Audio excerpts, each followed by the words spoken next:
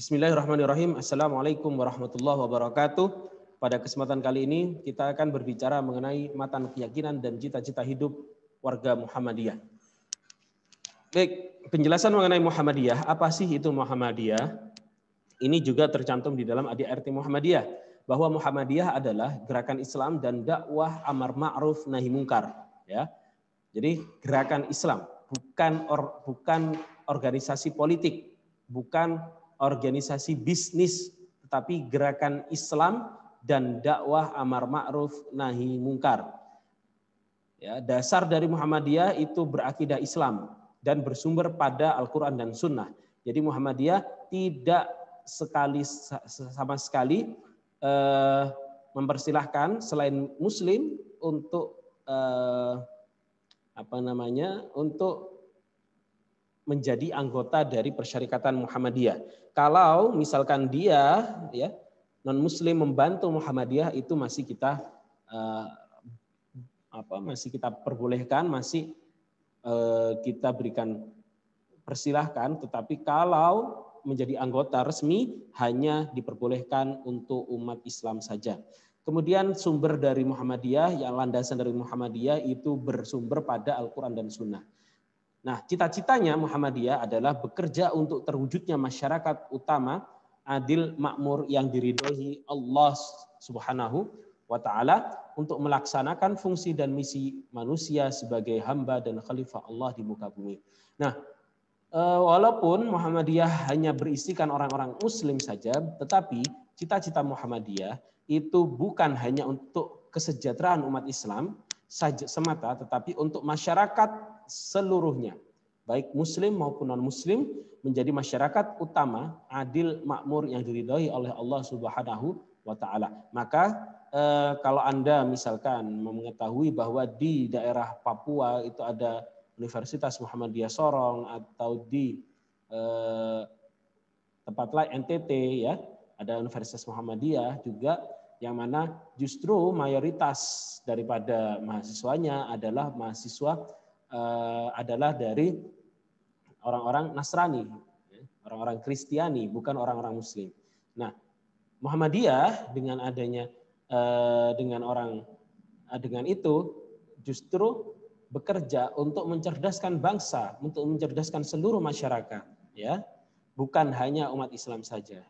Sehingga terwujudlah masyarakat yang utama, adil, makmur, yang diridhoi Allah Subhanahu wa Ta'ala.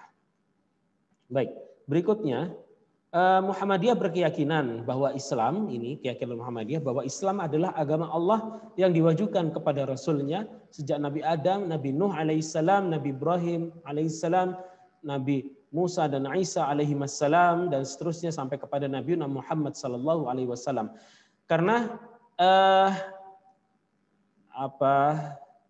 keyakinan atau ajaran yang diturunkan Allah kepada seluruh nabinya itu berisikan pada tauhid, yaitu mengesahkan Allah Subhanahu wa Ta'ala. Maka ketika kita buka Al-Quran, Allah dengan tegas mengungkapkan, wa makana Ibrahimu Yahudiyya wala Nasraniyya walakin kana hanifan muslimah. Kemudian disebutkan di situ, dan Nabi Ibrahim alaihissalam itu bukan Yahudi dan bukan Nasrani, tetapi ia adalah Hanif, agama yang dianutnya adalah agama Hanif, ya, dan dia adalah seorang Muslim.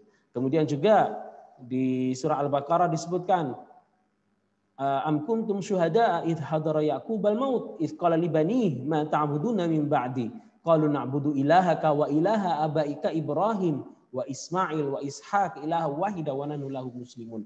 Ketika Yakub akan mencapai sakaratul maut, Nabi Yakub alaihissalam itu memiliki gelar yang disebut dengan Israel. Jadi Bani Israel itu adalah keturunan dari Yakub alaihissalam. Nah, Nabi Yakub alaihissalam ketika akan mencapai ajalnya berkata kepada anaknya, siapakah yang akan kau sembah setelahku? Anaknya semuanya menjawab, kami akan menyembah Tuhanmu yang satu. Dan Tuhan bapak-bapakmu, Tuhan pendahulumu, siapa? Tuhannya Ibrahim, Tuhannya Ismail, dan Tuhannya Ishak, sebagai Tuhan yang satu, Tuhan yang esa. Tidak ada Tuhan selain Allah.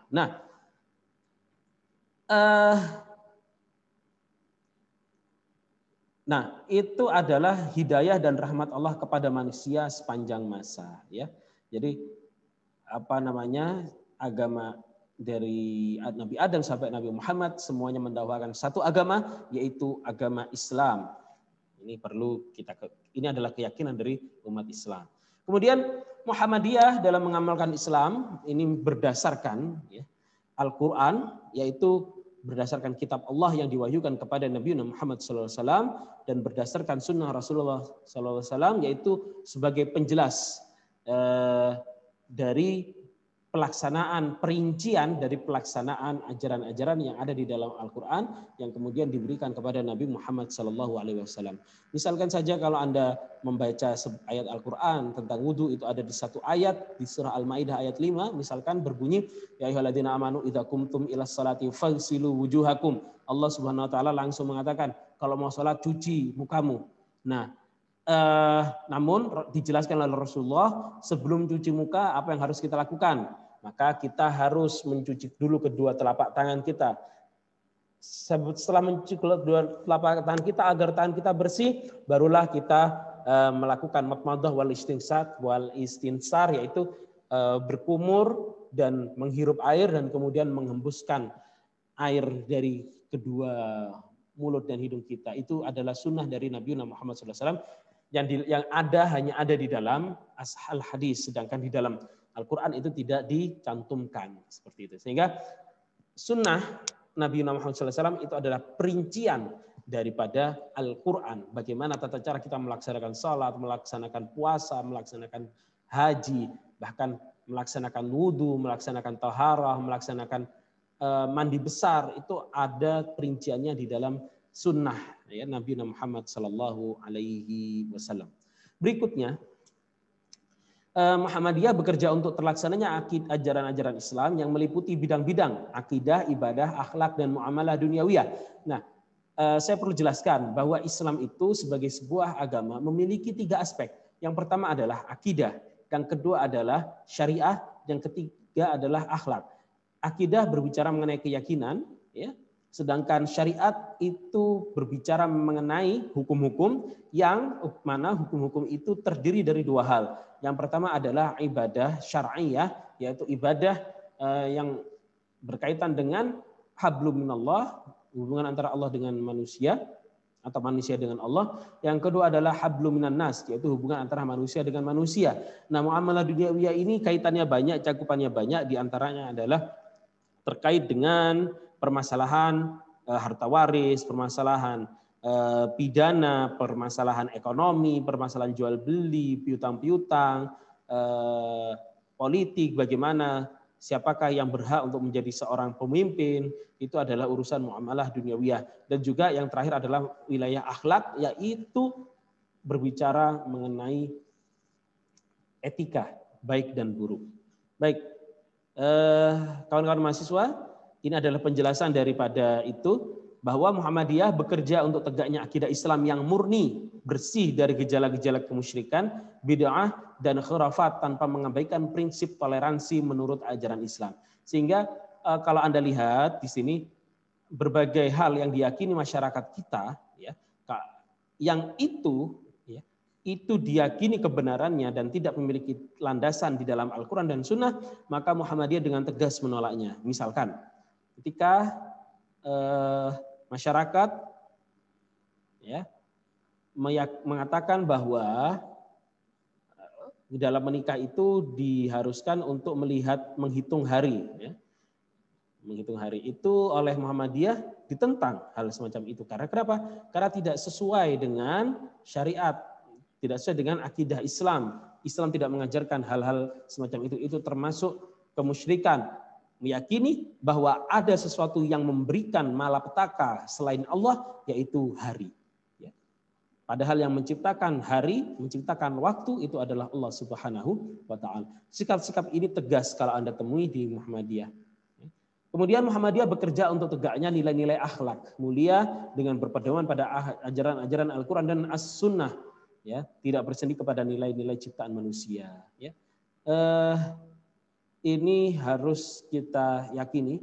Mengapa kita berbuat baik kepada orang non-muslim?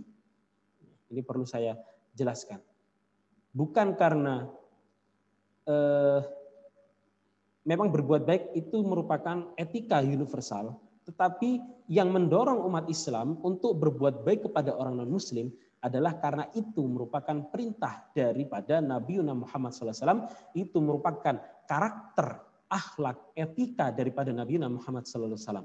Anda kalau pernah mendengar sebuah cerita, ya, ternyata Rasulullah SAW itu punya sebuah praktek amalan yang yang baru diketahui oleh para sahabat di akhir hidupnya, yang mana praktek ibadah itu adalah beliau memberikan makan kepada seorang wanita Yahudi buta, ya, di pasar.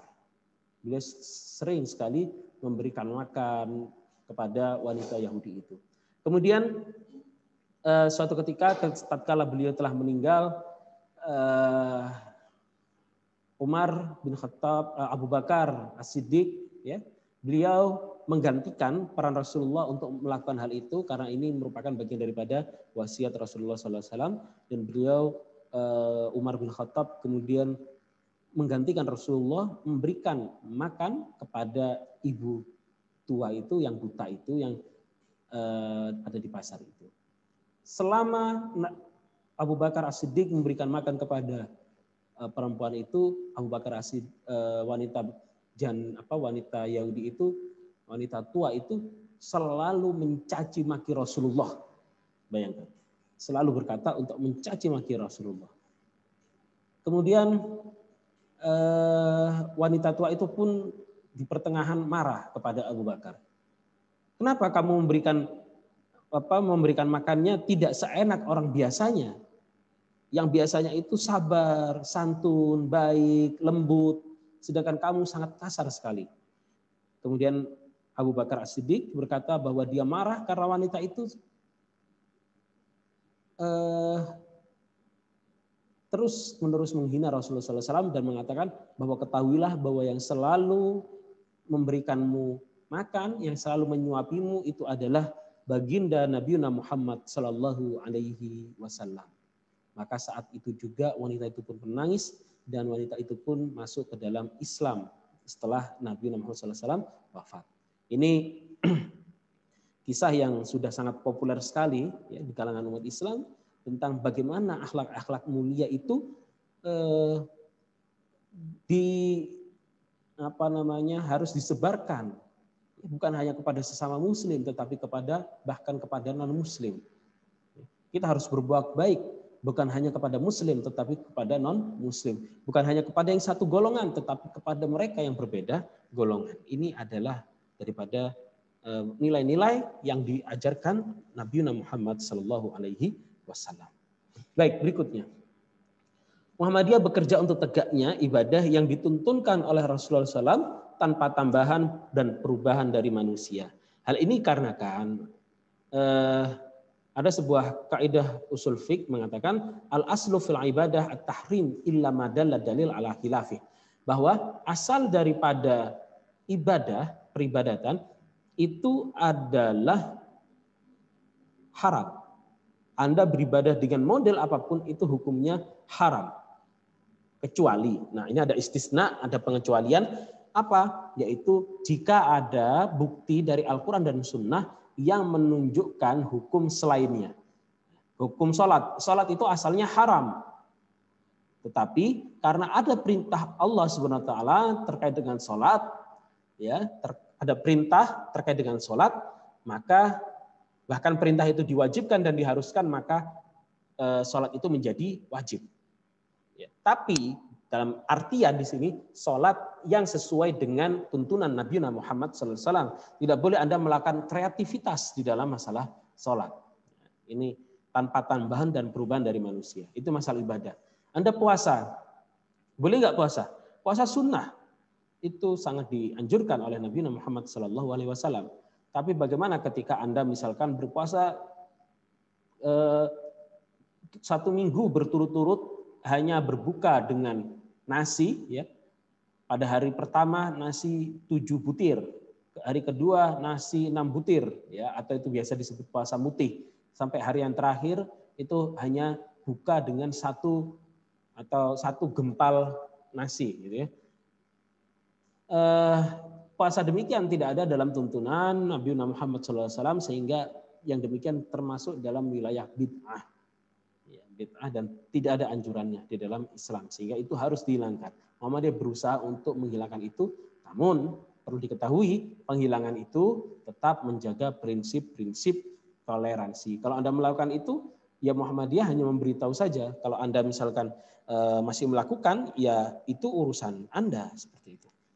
Kemudian Muhammadiyah bekerja untuk terlaksananya muamalah duniawiyah, yaitu pengelolaan dunia dan pembinaan masyarakat dengan berdasarkan ajaran agama, serta menjadi semua kegiatan dalam bidang ini sebagai ibadah kepada Allah Subhanahu wa taala.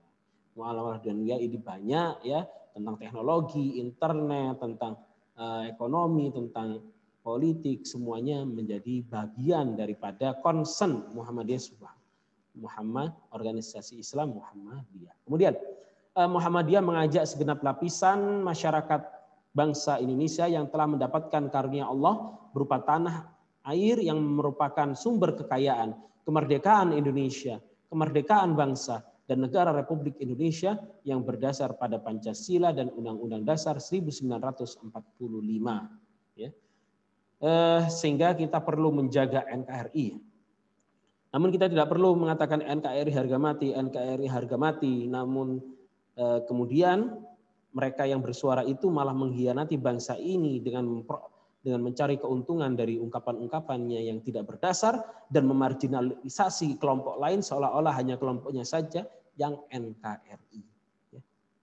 Muhammadiyah menyebutkan semuanya kita yang ada di dalam naungan bangsa Indonesia ini adalah NKRI. Tidak perlu kita mengatakan NKRI harga mati, NKRI harga mati. Kamu bukan NKRI, akulah yang NKRI. Itu tidak perlu. Ya, ini dengan kita semua bekerja sama tanpa perlu mendeskripsikan kelompok lain sebagai dengan mengatakan bukan bagian daripada NKRI. Ya, kita mengajak segenap masyarakat kita untuk bekerja sama. Maka saat itu juga kita telah menciptakan sebuah negara yang adil dan makmur yang diridhoi oleh Allah Subhanahu wa taala, atau yang disebut dengan baldatun thayyibatun wa rabbun ghafur, yaitu sebuah negara yang baik, negara yang diampuni, yang mendapatkan pengampunan dari Allah Subhanahu wa taala.